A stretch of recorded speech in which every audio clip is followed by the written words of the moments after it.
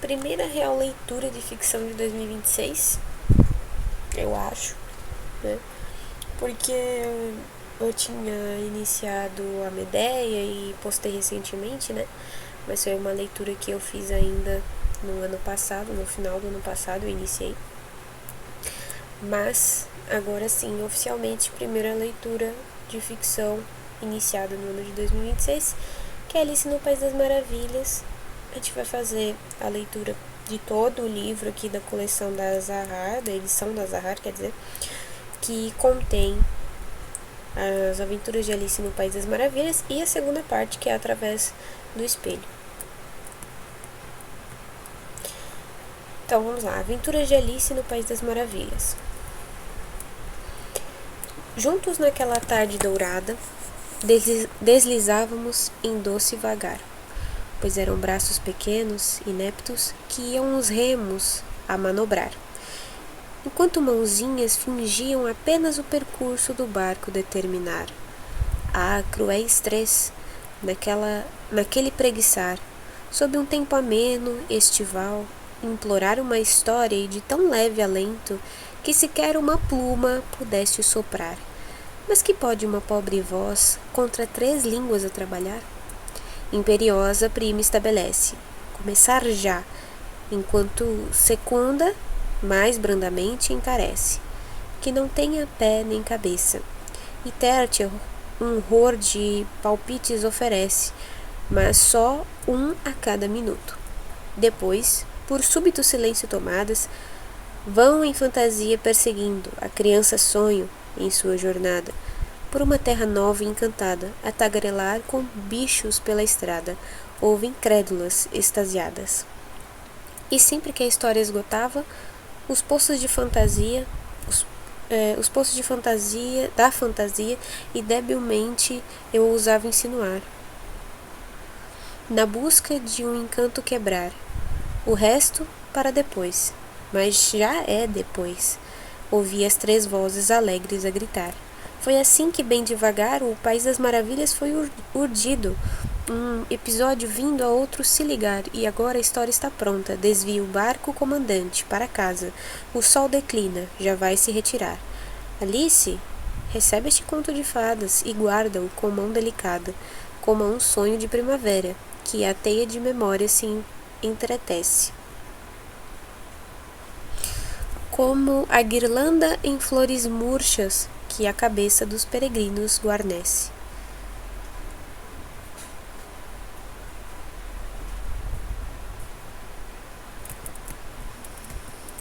Capítulo 1. Pela toca do coelho. Alice estava começando a ficar muito cansada de estar sentado ao lado da irmã na ribanceira e de não ter nada que fazer. Espiara 1 ou 2 vezes o livro que estava lendo, mas não tinha figuras nem diálogos. E de que serve um livro, pensou Alice, sem figuras nem diálogos? Assim refletia com seus botões, tanto quanto podia, porque o calor a fazia se sentir sonolenta e burra. Se o prazer de fazer uma guirlanda de margaridas valeria o esforço de se levantar e colher as flores, quando de repente um coelho branco, de olhos cor-de-rosa, passou correndo por ela. Não havia nada de tão extraordinário nisso, e Alice achou assim tão esquisito ouvir o coelho dizer consigo mesmo: ai, ai, ai, ai, vou chegar atrasado demais. Quando pensou sobre isso, mais tarde, ocorreu-lhe que deveria ter ficado espantada, mas na hora tudo pareceu muito natural.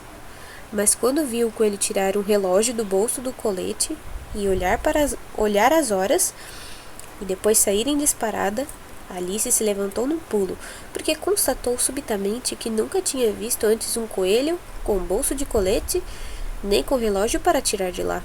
E, ardendo de curiosidade, correu pela campina atrás dele, ainda a tempo de vê-lo se meter a toda a pressa numa grande toca de coelho debaixo da cerca. No instante seguinte, lá estava Alice se enfiando na toca atrás dele, sem nem pensar de que jeito conseguiria sair depois. Por um trecho, a toca do coelho seguia na horizontal, como um túnel. Depois se afundava de repente, tão de repente, que Alice não teve um segundo para pensar em parar antes de se ver despencando num poço muito fundo. Ou o poço era muito fundo, ou ela caía muito devagar, porque enquanto caía, teve tempo de sobra para olhar à sua volta e imaginar o que iria acontecer em seguida. Primeiro, tentou olhar para baixo e ter uma ideia do que a esperava, mas estava escuro demais para se ver alguma coisa. Depois olhou para as paredes do poço e reparou que estavam forradas de guarda-louças e estantes de livros. Aqui e ali, viu mapas e figuras pendurados em pregos. Ao passar, tirou um pote de uma das prateleiras. O rótulo dizia geleia de laranja, mas para o seu grande desapontamento estava vazio. Como não queria soltar o pote por medo de matar alguém, deu um jeito de metê-lo num dos guarda-louças porque passou na queda.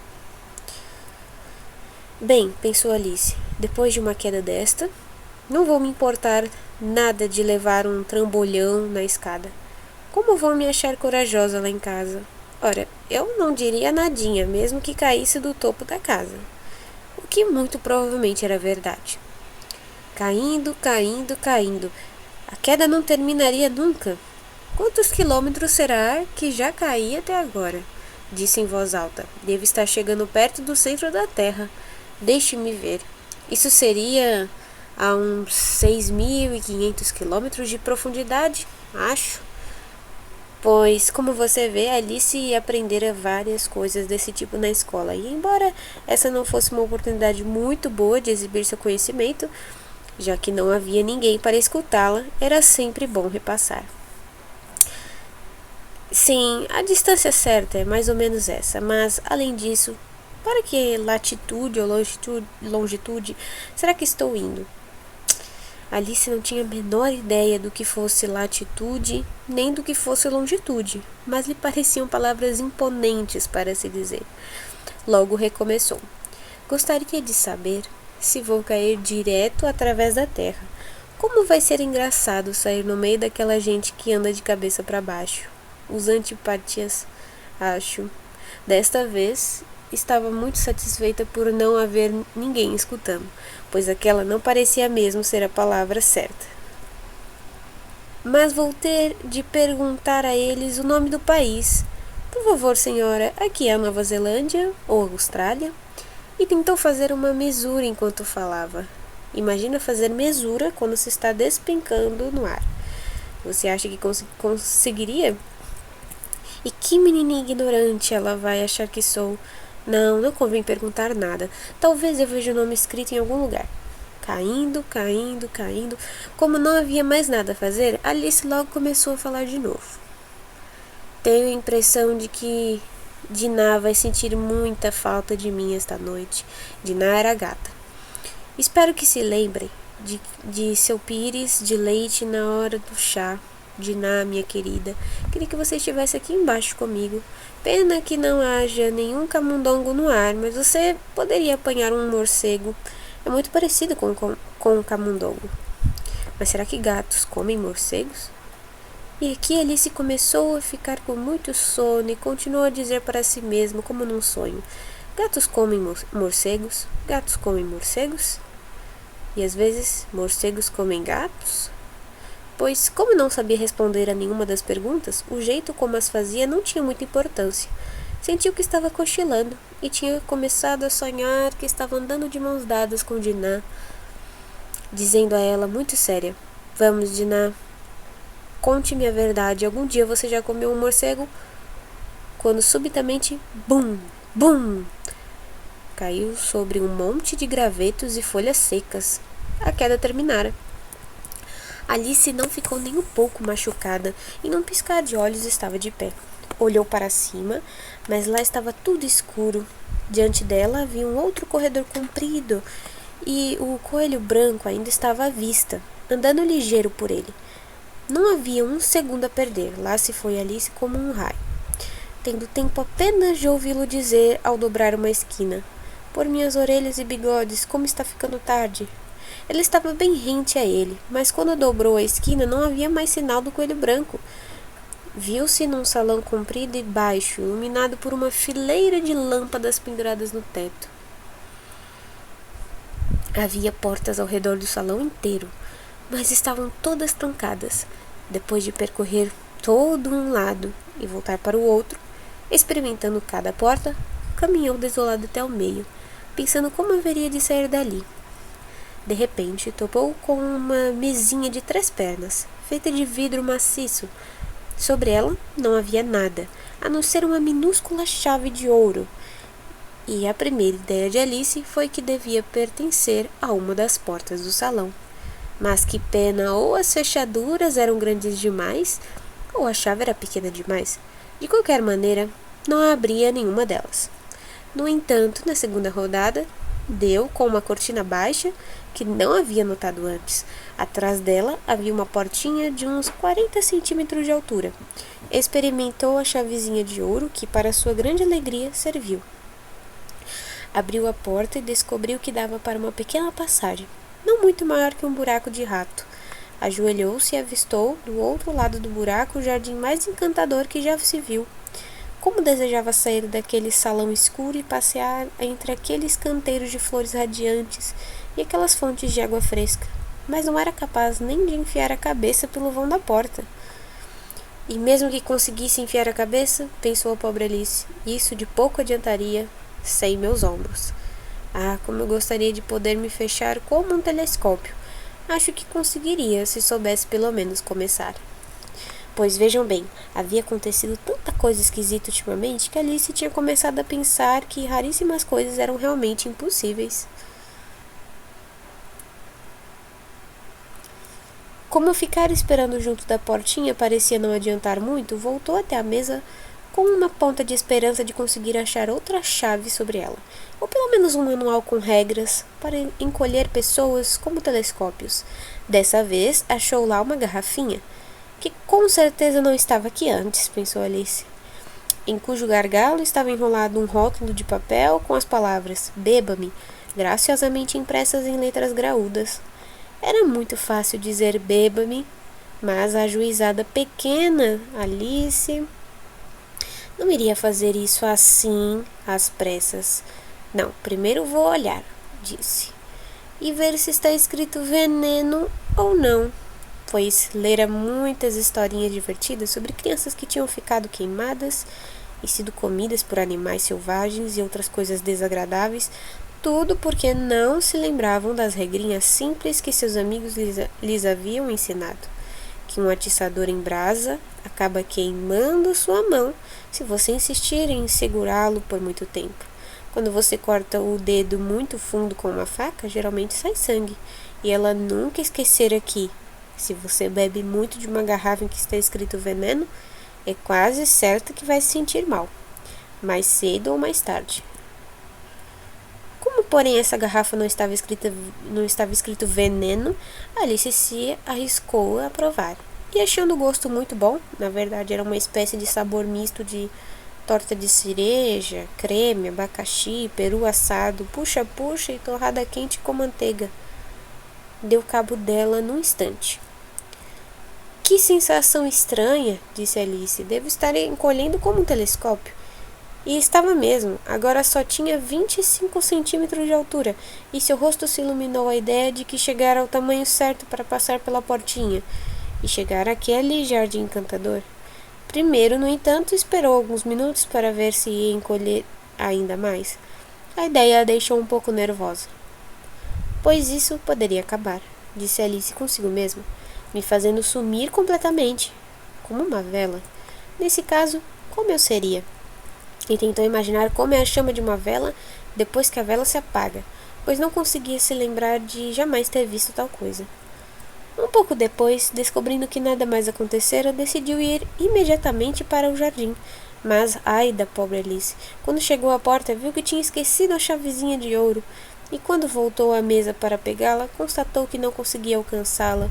Podia vê-la muito bem através do vidro, e fez o que pôde para tentar subir por uma das pernas da mesa, mas era escorregadia demais. Tendo-se cansado de tentar, a pobre criaturinha sentou no chão e chorou. Vamos, não adianta chorar assim, disse Alice para si mesma, num tom um tanto áspero. Eu a aconselho a parar já. Em geral, dava conselhos muito bons para si mesma, embora raramente o seguisse, repreendendo-se de vez em quando tão severamente que ficava com lágrimas nos olhos. Certa vez teve a ideia de esbofetear as próprias orelhas por ter trapaceado num jogo de croquet, que estava jogando contra si mesma, pois essa curiosa criança gostava muito de fingir ser duas pessoas. Mas agora, pensou a pobre Alice, não adianta nada fingir ser duas pessoas. Ora, mal sobra alguma coisa de mim para fazer uma pessoa apresentável. Pouco depois, deu com os olhos numa caixinha de vidro debaixo da mesa, abriu-a e encontrou dentro um bolo muito pequeno, com as palavras "Coma-me", lindamente escritas com passas sobre ele. Bem, vou comê-lo, disse Alice. Se me fizer crescer, posso alcançar a chave. Se me fizer diminuir, posso me esgueirar por baixo da porta. Assim, de uma maneira ou de outra, vou conseguir chegar ao jardim. Para mim, tanto faz. Comeu um pedacinho e disse para si mesma, aflita: para cima ou para baixo? Para cima ou para baixo? Com a mão sobre a cabeça para sentir em que direção estava indo, ficando muito surpresa ao verificar que continuava do mesmo tamanho. Não há dúvida de que isso geralmente acontece quando se come bolo. Mas Alice tinha se acostumado tanto a esperar só coisas esquisitas acontecerem que lhe parecia muito sem graça e maçante que a vida seguisse de maneira habitual. Assim, pôs mãos à obra e num segundo deu o cabo do bolo. Capítulo 2. A Lagoa de Lágrimas. Cada vez mais estranhíssimo, exclamou Alice. A surpresa fora tanta que por um instante realmente esqueceu como se fala direito. Agora estou espichando como o maior telescópio que já existiu. Adeus, pés. Pois, quando olhou para eles, pareciam quase fora do alcance de sua vista, de tão distantes. Oh, meus pobres pezinhos, quem será que vai calçar meias e sapatos em vocês agora, queridos? Com certeza eu é que não vou conseguir. Vai estar longe demais para me incomodar com vocês. Arranjem-se como puderem, mas preciso ser gentil com eles. Pensou Alice, ou quem sabe, não vou andar no rumo que quero? Deixe-me ver, vou dar um par de botinas novas para eles todo o Natal. E continuou planejando com seus botões como faria isso. Não ter de ir pelo correio, pensou. E que engraçado vai ser mandar presentes para os próprios pés. E como o endereço vai parecer estranho. Excelentíssimo Sr. Pé Direito da Alice. Tapete junto à lareira, perto do guarda-fogo, com o amor da Alice. Ai, ai, quanto disparate estou dizendo. Exatamente nesse momento sua cabeça bateu no teto do salão. De fato, agora estava com quase 3 metros. Agarrou imediatamente a chavezinha de ouro e foi ligeiro para a porta do jardim. Pobre Alice, o máximo que conseguiu, deitada de lado, foi olhar para o jardim com um olho só. Chegar lá estava mais impossível que nunca. Sentou-se e começou a chorar de novo. Devia ter vergonha, disse Alice. Uma menina grande como você podia bem dizer isso? Chorando dessa maneira, pare já, estou mandando. Mesmo assim, continuou, derramando galões de lágrimas, até que à sua volta se formou uma grande lagoa, com cerca de meio palmo de profundidade, e se estendendo até a metade do salão. Passando algum tempo, ouviu uns passinhos à distância e enxugou as lágrimas mais que depressa para ver o que estava chegando. Era o coelho branco de volta, esplendidamente vestido, com um par de luvas brancas de pelica em uma das mãos e um grande leque na outra. Vinha a toda a pressa, muito afobado, murmurando consigo: Oh, a duquesa, oh! Como vai ficar furiosa se eu a tiver feito esperar? Alice estava tão desesperada que se sentia disposta a pedir ajuda a qualquer um. Assim, quando o coelho branco se aproximou, começou com uma vozinha baixa, tímida: Por gentileza, sir. O coelho teve um forte sobressalto. Deixou cair as luvas brancas de pelica e o leque, e escapuliu para a escuridão o mais depressa que pôde. Alice apanhou o leque e as luvas, e, como fazia muito calor no salão, ficou se abanando sem parar enquanto falava: Ai, ai, como tudo está esquisito hoje. E ontem as coisas aconteciam exatamente como de costume. Será que fui trocado durante a noite? Deixe-me pensar. Eu era a mesma quando me levantei esta manhã. Tenho uma ligeira lembrança de que me senti um bocadinho diferente. Mas, se não sou a mesma, a próxima pergunta é, afinal de contas, quem sou eu? E este é o grande enigma. E começou a pensar em todas as crianças da sua idade que conhecia, para ver se poderia ter sido trocada por alguma delas.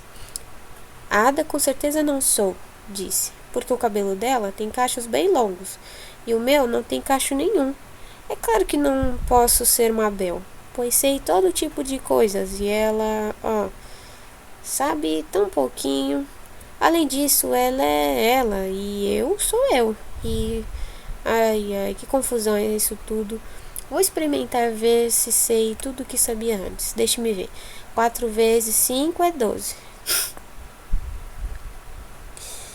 E 4 vezes 6 é 13. E 4 vezes 7 desse jeito eu nunca vou chegar a 20. Mas a tabuada de multiplicar não conta. Vamos tentar geografia. Londres é a capital de Paris. E Paris é a capital de Roma. E Roma... Não. Tá tudo errado, eu sei. Devo ter sido trocada pela Mabel. Vou tentar recitar como pode.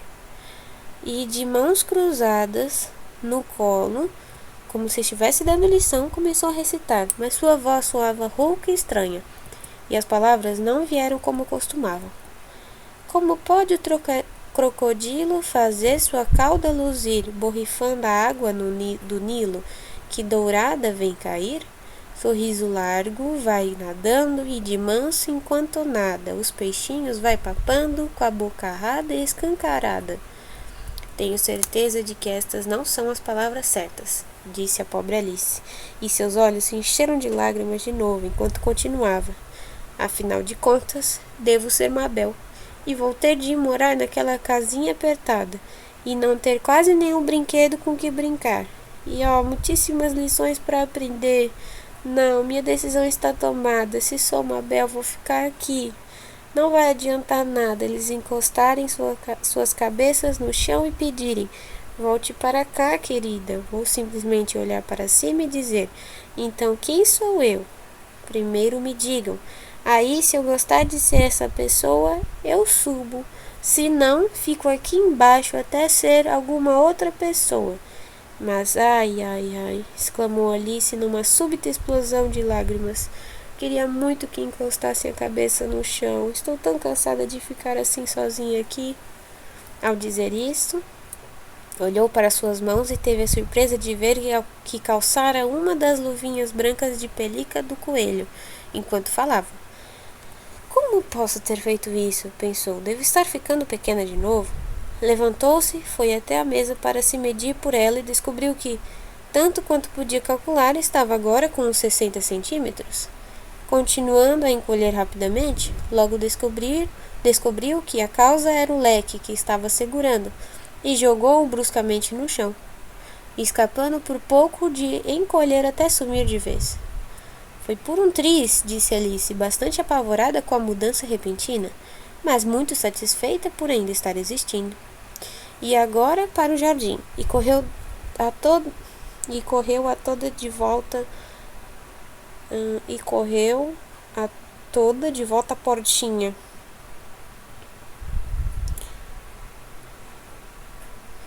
Acho que faltou uma palavra, né? Provavelmente. Mas que pena. A portinha se fechara de novo e a chavezinha de ouro continuava sobre a mesa como antes. As coisas estão piores que nunca, pensou a pobre criança, pois nunca fui tão pequena assim antes. Nunca. Eu garanto, isto é muito ruim, de verdade. Quando dizia essas palavras, pisou em falso e num instante, tibum, estava com água salgada até o queixo. A primeira ideia que lhe ocorreu foi que, de alguma maneira, caíra no mar. Nesse caso, posso voltar de trem, disse de si para si. Alice tinha estado à beira-mar uma vez na vida, e chegara à conclusão geral de que, onde quer que se vá no litoral da Inglaterra, encontram-se uma porção de máquinas de banho no mar. Algumas crianças, escavando areia com os pés a areia com pás de madeira, uma fileira de hospedarias e atrás delas uma estação ferroviária. Contudo, logo se deu conta de que estava na lagoa de lágrimas que chorara quando tinha quase 3 metros.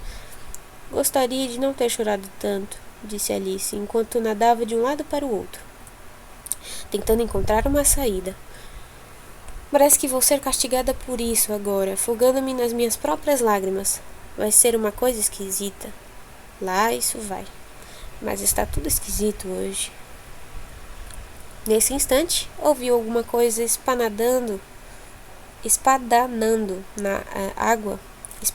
água na lagoa, um pouco adiante, e se aproximou a nado, para ver o que era. De início pensou que devia ser uma morsa ou um hipopótamo, mas então se lembrou do quão pequeno estava agora e logo se deu conta de que era só um camundongo que também escorregara na água. Será que adiantaria alguma coisa agora, pensou Alice, falar com este camundongo? É tudo tão estranho aqui embaixo que é bem capaz de lhe saber falar. De qualquer modo, não custa tentar. Assim começou. Camundongo, sabe como se faz para sair desta lagoa?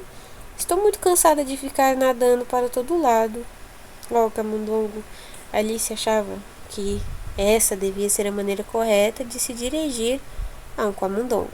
Nunca fizera isso antes, mas se lembrava de ter visto na gramática latina do irmão.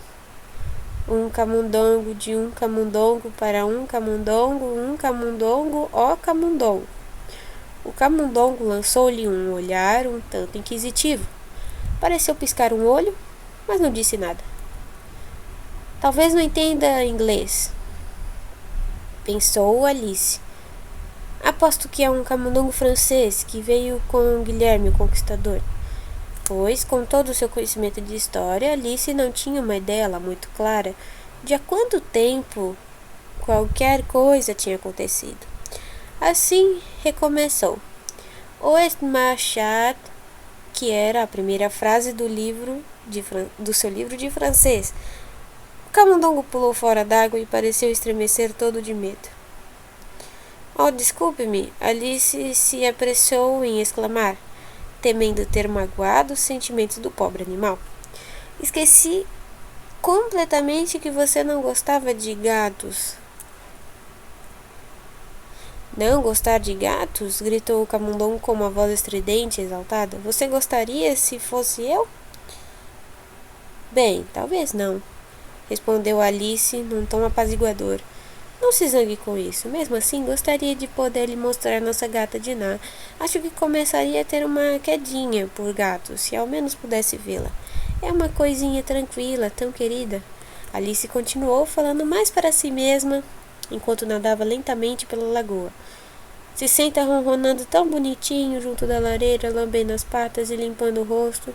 É um bichinho tão macio para se ninar e é tão formidável para pegar camundongos. Desculpe-me, exclamou de novo, porque desta vez o camundongo estava ficando todo arrepiado, o que lhe deu a certeza de que devia estar realmente ofendido. Nós não falaremos mais sobre ela, se você prefere. Nós, é claro, gritou o camundongo, que agora tremia até a ponta do rabo. Como se eu fosse falar de um assunto desse. Nossa família sempre detestou gatos. Criaturas nojentas, baixas, vulgares. Não me faça ouvir esse nome de novo. Pode estar certo que não, disse Alice, aflita por mudar o rumo da conversa. Por acaso você gosta de cachorros? Como o camundongo não respondeu, Alice continuou animada. Há um cachorrinho tão lindo perto da nossa casa, gostaria de lhe mostrar. Um terrier pequenino, de olhos espertos, sabe? Com um pelo marrom tão encaracolado, e ele apanha as coisas quando a gente joga e se senta e pede o seu jantar. Essas coisas todas. Não consigo me lembrar de metade delas. E o dono dele, um fazendeiro, sabe? Diz que ele é tão útil que vale uma centena de libras.